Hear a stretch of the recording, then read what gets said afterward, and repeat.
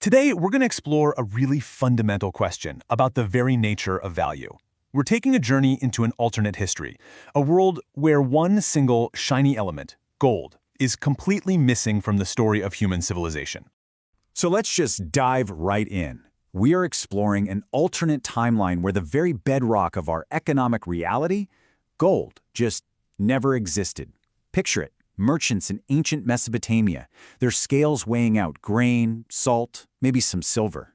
Imagine empires rising and falling not on glittering hoards of metal, but on something way more abstract, pure trust. Okay, so to even begin to imagine a world without gold, we first have to ask a pretty simple question.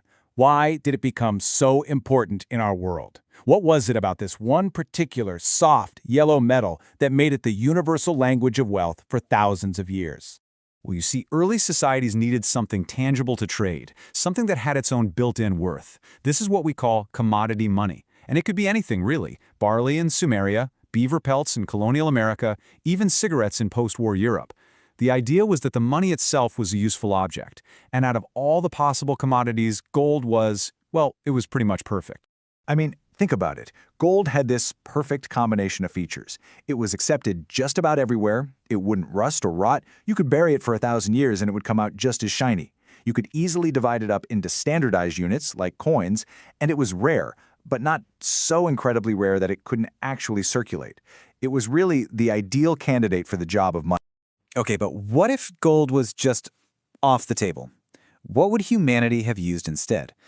And this is where the answer gets really interesting, because it forces us to look beyond just shiny metals and into the very nature of what we all decide is valuable. Now, the most obvious replacement is silver, right? But a world built on silver would have its own headaches. For one, it tarnishes. It needs upkeep in a way that gold just doesn't. But more importantly, because silver is found in different parts of the world, this one simple change could have completely rewritten history, maybe even cementing the dominance of an empire like Spain for centuries. But here's where things get really fascinating. What if we just ditched precious metals altogether? What if value wasn't based on an object you could hold in your hand, but was based purely on an idea, on systems built on nothing more than trust and social agreement? And you want to hear a story that illustrates this perfectly? Let's talk about the incredible Yapis rise stones. These were huge limestone discs, some weighed more than a car, and they were used as money in Micronesia. But as this quote shows, you didn't actually need to have the stone to own it.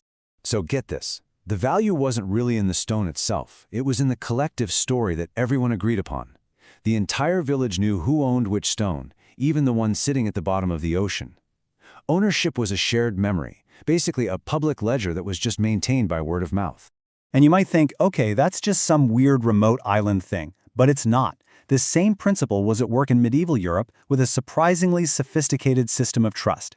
To manage debts, they'd use these split wooden tally sticks. The creditor held one half, the debtor held the other, and the only way to prove the deal was to match the two unique halves. These sticks even circulated as a kind of wooden money. But here's the twist. Even in our own timeline, relying on a physical thing like gold wasn't always a blessing. In fact, for one of the greatest empires on Earth, it might have actually been a curse. 300%. That was the estimated price inflation in Spain between 1500 and 1600. After conquering parts of the Americas, a massive, unprecedented flood of gold and silver just poured into the Spanish treasury. And the result? Absolute catastrophic inflation. This flood of easy wealth completely crippled Spain's long-term economic development. I mean, why bother building a textile mill or a shipyard when you can just buy anything you need from other countries with your mountains of gold? Spain became a nation of consumers, not producers. And when the gold eventually started to dry up, its economy had been totally left behind. And recent research challenges the importance of gold even more. Get this, during the age of high imperialism, being on the gold standard boosted trade by, 20 to 40%, but belonging to the same empire, that more than doubled trade. Turns out political ties and shared institutions were way more powerful than a shared piece of metal. So all of this brings us to a really startling conclusion about the nature of the money that we use every single day. We like to think we've moved beyond stones and sticks, but have we really? I mean, just look at this timeline. The 20th century was basically the story of the world systematically breaking up with gold. During World War I, nations ditched it so they could print money for the war. Then, the Bretton Woods system tried to get them back together, pegging the US dollar to gold. But finally, in 1971, the Nixon shock severed that link for good. We proved our money didn't need to be tied to a physical commodity anymore. And as the economist Milton Friedman pointed out, even our most secure modern financial systems operate on this exact same level of abstraction. When one country exchanges gold with another at the US Federal Reserve, no physical gold is actually moved. Someone just goes down and changes the labels on the drawers in the vault. Just like those rhinestones, only the story of who owns it changes. So when you really stop and think about it, the digital currency we use every day, the numbers just flowing across our screens, it has way more in common with the oral history of a yappy stone than with a physical bar of gold. Its value comes from our collective agreement that it has value. It's a story we all just agree to believe in. And that kind of leaves us with our final thought. What if gold never existed and money was never really real at all?